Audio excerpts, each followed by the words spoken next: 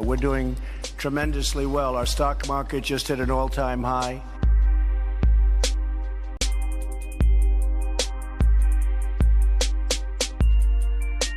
We have a stock market that is so bloated.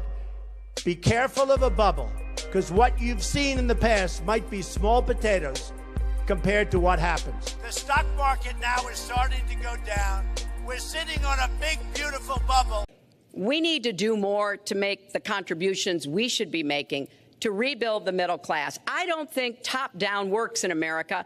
I think building the middle class, investing in the middle class, making college debt-free so more young people can get their education, helping people refinance their debt from college at a lower rate. Those are the kinds of things that will really boost the economy.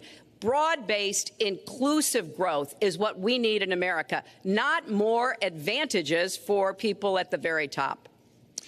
Mr. Trump, typical politician, all talk, no action, sounds good, doesn't work, never going to happen. Our country is suffering because people like Secretary Clinton have made such bad decisions in terms of our jobs and in terms of what's going on. Now, look, we have the worst revival of an economy since the Great Depression. And believe me, we're in a bubble right now. And the only thing that looks good is the stock market. But if you raise interest rates even a little bit, that's going to come crashing down. We are in a big, fat, ugly bubble. And we better be awfully careful. And we have a Fed that's doing political things. This Janet Yellen of the Fed. The Fed is doing political by keeping the interest rates at this level. And believe me, the day Obama goes off and he leaves and he goes out to the golf course for the rest of his life to play golf, when they raise interest rates, you're going to see some very bad things happen because the Fed is not doing their job. The Fed is being more political than Secretary Clinton. Hey, what's up, YouTube? It's your boy, Silver Settler here. And I just wanted to have a video to discuss the national debt. Before I started talking, I posted a video with Hillary Clinton and President Donald Trump. And it's amazing because when he was trying to become president, he talked about all the issues we had in the country.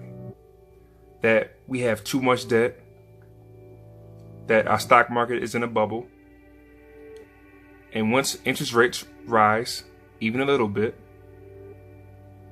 that is going to crash. My question is, what has changed, right? So, I know that regulation has went down, but the majority of the regulations were all tax revenue. So if you say the Obamacare and the exemption of if you didn't want it, you can pay a fee or a tax. If you don't want to have to pay for your workers' health care, then yeah, that's less money going towards the government. If you have tax cuts, that means that's less money goes to the government, right? How are we going to fund this debt? My point is, it's not possible. So what am I preparing for? What are the majority of people that I know? I'm in the military. I'm around a bunch of like-minded people. I'm not going to say that we're like robots or anything, but we are really like-minded people. And we all kind of have the same ideals. That our debt is too much to overcome. We're I think around $21.3 billion now in debt. If you look at this website called the U.S. Debt Clock, essentially we are in a shit ton of debt, and it's like around $63,000 per taxpayer. But $63,000 per citizen. If you just put in the taxpayers, because a lot of people don't work, a lot of people are unemployed, right? It's around like $167,000. It's something ridiculous for every taxpayer to fund our national debt. And obviously the majority of Americans are broke. They're broke. Be simple and plain. We have this illusion as if, well, I have a mortgage, I left college with a student loan, I have a car payment, everything is all credit based, and all these things are based upon interest rates. It's all bad. It's all not good. I told you I made a video about how I worked up my last credit card. I'm debt free, and I actually just recently passed my credit score. I'm around 697 or 700, around 796 for my credit score finally. Like I'm actually almost at 800. And I'm a fairly young person. I just made sure that I paid all my bills on time and I saved my money. And look at this. This is just a representation of my savings. Now, what I believe will happen, and this is not like doom and gloom or anything. This is just what it just has to happen, right? The interest rates will have to raise to lower the cost of oil, oil per barrel, gas. We're gonna have these inflationary triggers, right? Because we passed the 2% that the Federal Reserve will want us to have, and the Federal Reserve for the longest time wanted us to get 2% inflation. So we're past that now. We're like at 2.3 this past quarter, and the goal is to have it around that range for the rest of the year. We're going to continue to have inflation because we have these low interest rates, and we're going to continue to raise interest rates. The problem that we have now is that our national debt is based upon these T-bills, right? $21 trillion based upon T-bills. This never happened before. Normally it's at a fixed rate. Like when we went through these problems like in the 70s, it wasn't, it was all based upon new debt, these high interest rates, when Paul Volcker raised interest rates to 20%. Well, our interest rates on our T-bills are adjustable. So we are totally screwed. Like when we raise the interest rates, we have to pay all that interest. So one or two things can happen. Either we can pay the money off by, getting rid of the tax cuts and taxing more, right?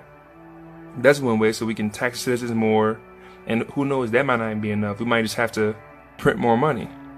If you print more money, that devalues the dollar. So that means this money that I have here has a better chance than a US dollar would. And I guess another alternative would be to default. Just to say, hey, we're not going to pay, we won't give you guys a haircut on these bonds, on these T-bills, where it's going to lower our credit rating and our dollar is going to suffer. Either way, this is going to be stronger. You know what I mean? So, well, I guess what I'm trying to say is, man, I know like what the president is doing. He's doing his job. He's supposed to instill confidence in the economy. Maybe in the future, I'm going to keep posting up these little short clips just to remind you of what he said 2 years ago. And if you honestly believe that the unemployment rates have changed completely, if the employment rates have changed completely, if the stock market isn't in a bubble anymore, if we don't have a bunch of massive money printing, if none of that stuff is a problem, and the interest rates raising every quarter, they've been raising every quarter, then I guess you can just keep having actual cash, like dollar bills.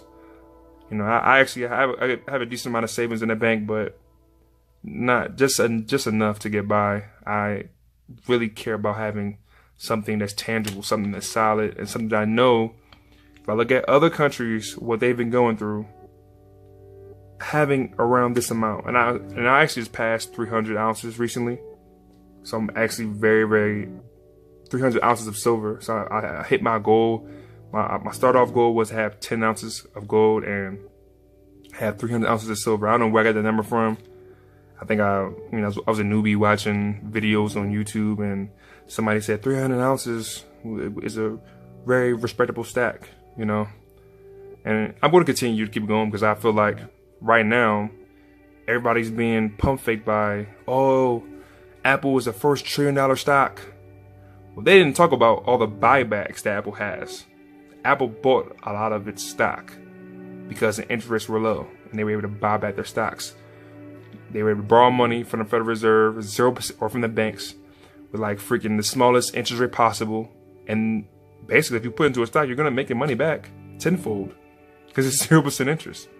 But yeah, guys, this is my response to the Donald Trump Hillary Clinton video. That happened in 2016, so it was essentially 2 years later. And I believe that the stock market will crash in the time. So while these prices of silver and gold are down because everybody believes that everything is good, you don't need this stuff, because you put your money in stocks. Put your money into Bitcoin. Put your money into something that's not actually real.